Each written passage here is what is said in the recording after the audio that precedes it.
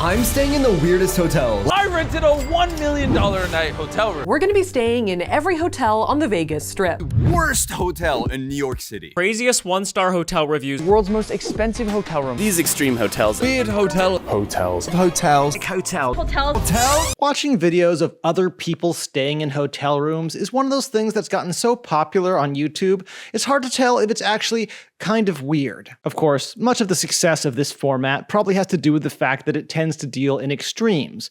We're not watching videos of people staying in average hotels, we're watching people stay in the most expensive, worst reviewed, oldest, and weirdest hotels.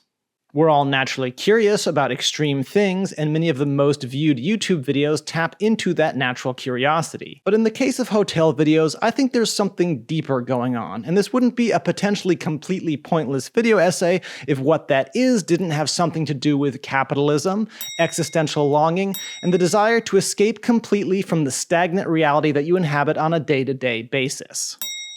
I like hotels. At least, I like the idea of hotels. I like looking at websites for insanely expensive hotels all around the world that I'll probably never get the chance to visit. But I don't actually stay in hotels all that often. I thought about getting a hotel room just to serve as a thematically appropriate backdrop for this video, but unlike those other successful YouTubers, I couldn't justify the expense or justify spending an entire night away from my wife and daughter just for the purpose of filming a stupid video essay. Hotel videos could be viewed as merely an extension of the popular travel vlog format. They provide a way to live vicariously through other people and get glimpses into parts of the world you may never visit in person, or perhaps at best, inspire you to actually travel to places you would have never previously considered. But hotel rooms are often the least interesting part of visiting a foreign country. Nothing more than necessary means to the end of ultimately having a place to crash after a long day of sightseeing. Of course, that's not always true. Many upscale resorts and exotic Airbnbs have enough amenities that you could happily spend your entire trip rarely, if ever, leaving the premises. And if you spend enough money on a hotel room, it would probably feel like a waste if you don't use at least part of your trip to soak up that luxury.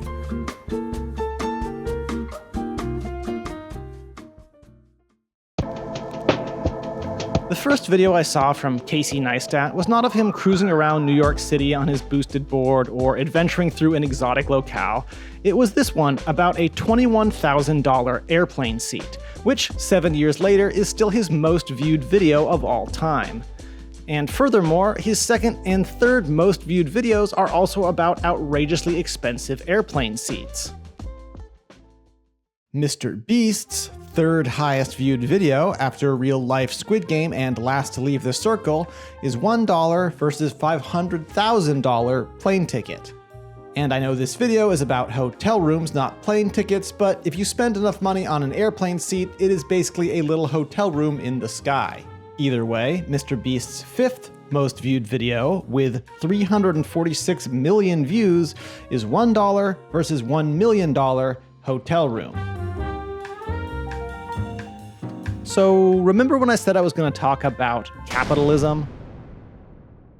Stop me if you've heard this one before. Content, like much of what Mr. Beast produces, reinforces the dominant ideology of our time, the worship of money and the status symbols that it grants to the wealthy elite. The vast majority of people will never experience riding on a private jet or staying in the most elite hotels in the world, so the best we can do is watch millionaire YouTubers do those things and fantasize about how someday, once we make the money we truly deserve, we might get just a little taste of that lavish lifestyle. Perhaps in a more equitable society, there would be no first-class plane tickets or $100,000 per night hotel rooms. Perhaps in this brave new world, egregious displays of wealth and luxury would be frowned upon, and people would be more willing to forego many of the excesses of our current age in order to allow the less fortunate a more equal share of the pie. Maybe even those one-star dirtbag motels would become far less common as the rising tide increasingly floats all boats. But whether you think that's a socialist utopia built on pure delusion or an ideal world worth striving for, I don't think it's the full story. It's not why we watch YouTubers stay in hotel rooms. There's something mysterious, something alluring about hotels. There's a reason why so many works of fiction use them as a backdrop. They seem to have an innate voyeuristic quality. They hold secrets that can't be fully revealed until you cross the threshold into their timeless, perhaps liminal spaces. The thing about booking a hotel is no matter how many reviews you read or pictures you look at, you never really know what it's going to be like until you actually stay there. It's possible to go to a very nice, well-reviewed hotel and simply get unlucky when something goes wrong with your room or you happen to be surrounded by obnoxious neighbors. Unless you're into that sort of thing, but in that case you should probably just stay in a hostel. It's also possible, although maybe less likely, to stay at a very shoddy, badly reviewed hotel and have a surprisingly nice stay. But no matter what hotel you book, you usually have at least some expectations, or at least hopes, about how the stay will go. If you book the cheapest, sketchiest roadside motel you can find, you probably hope it's not as bad as the worst motel you can imagine. First hair. Is that a roach? It's a roach. What the? It sounded like someone was trying to break in our door. But moving upwards from, say, the worst motel in Alabama, your expectations may vary widely depending on what you're looking for. Even if you're just renting a minimalistic sleep pod, it would be nice to know you're getting a good value at a clean and reputable establishment. And on the spectrum, from reasonably affordable hotels to the absolute pinnacle of luxury, there's a huge variance in feeling like you actually got what you paid for. Assuming you don't have an unlimited budget, travel is always full of trade-offs. Sometimes those trade-offs turn out to be exciting and rewarding, but other times they turn out to be disappointing and stressful. Watching YouTubers stay in hotel rooms is one way to experience those highs and lows of excitement and/or disappointment without actually paying for a plane ticket or hotel room and without actually leaving your couch. Watching Ryan Trahan stay at every hotel in Disney World, just to be clear, he doesn't actually stay at every hotel, there are a lot of hotels at Disney World, I couldn't help but feel a bit of excitement and anticipation as he checked into each new hotel and revealed each new type of room. It was certainly more fun than just scrolling a list of available Disney World hotels, although, like I said, I probably also enjoy doing that a lot more than I should. What we get by watching YouTubers stay in hotel rooms is, of course, the human element. Popular YouTubers are, at least in theory, charismatic and charming, and they make the experience a lot more entertaining than just watching some generic room tour with minimal commentary. And of course, on YouTube, there's always a hook. I Ate at Every Margaritaville in the Country is the title of a video by YouTuber Eddie Burback. It is not a video about hotel rooms, but in so many ways it is a video about hotel rooms. And not just because some of the Margaritaville restaurants are connected to Margaritaville resorts, and there are various points in the video showing Margaritaville-themed hotel rooms. No, what I want you to consider is what Margaritaville represents in our collective cultural consciousness. Margaritaville is first and foremost a song by Jimmy Buffett, but second most, it is a chain restaurant. As Eddie demonstrates in his video, it is a restaurant that is in some ways virtually the same at each location, but in other ways, each location has its own unique charm. This one was located at Heroes Harbor and was pretty standard for most Margaritavilles, except for the giant Margaritaville hurricane on the ceiling hovering above one of their giant blenders. At its core, Margaritaville is a restaurant that promises the laid-back vibes and pure relaxation we imagine when we think of being on vacation. But that is a promise that it doesn't always keep. Like a hotel room. And I know I probably didn't need to spell that out for you. I think most of you maybe got the metaphorical tie-in I was going for, but writing these scripts is often filled with crushing self-doubt. There is no sane reason to visit every Margaritaville in the country unless you're doing it for the purpose of filming a YouTube video.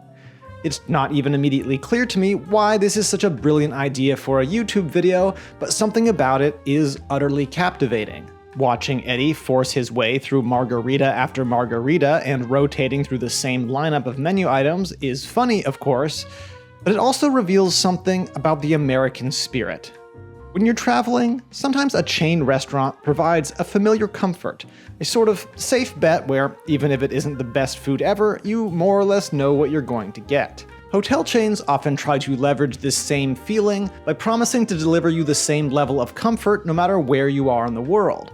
How well they uphold this promise, however, probably depends which hotel chain we're talking about. If we're talking about the Four Seasons, I imagine they probably do a pretty good job. If we're talking about La Quinta, I wouldn't hold my breath. Although I did feel like holding my breath the last time I stayed in a La Quinta.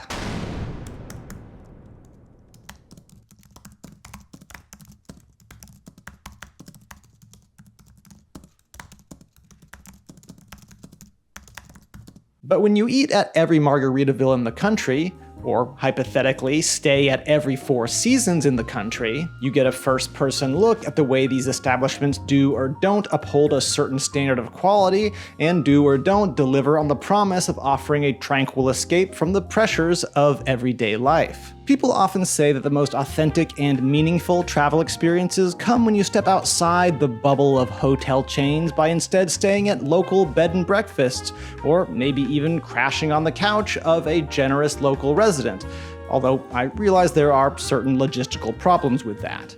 Perhaps it's yet another symptom of the capitalist mindset that we so often prefer the cold uniformity of corporate monoliths to the authentic warmth of our fellow human beings.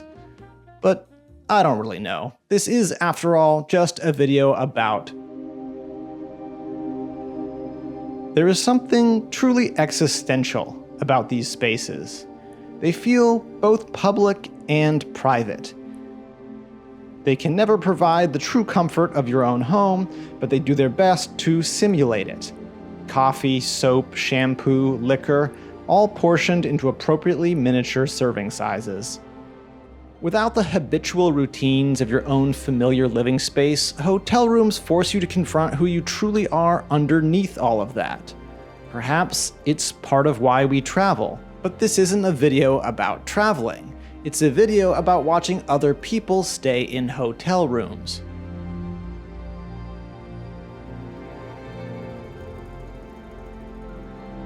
If I had to pick one word to describe how I feel while watching these videos, it would be mind-numbing comfort.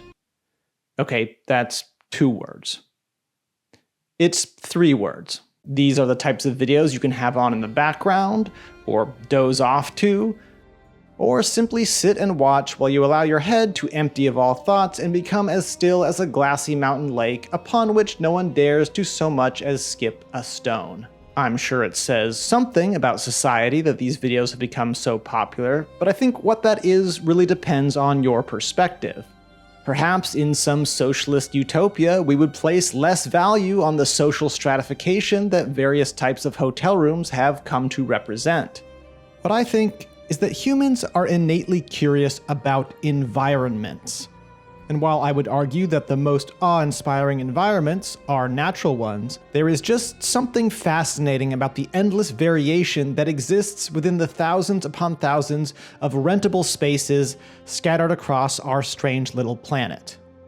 And there's always the possibility that if you discover one you really like, either by watching a YouTube video or spending hours upon hours on Airbnb.com, someday you could stay in it. Maybe you'll never get to visit every Four Seasons in the country. But if this video does well enough to attract a suitably wealthy sponsor, perhaps you can watch me do that instead. Until then.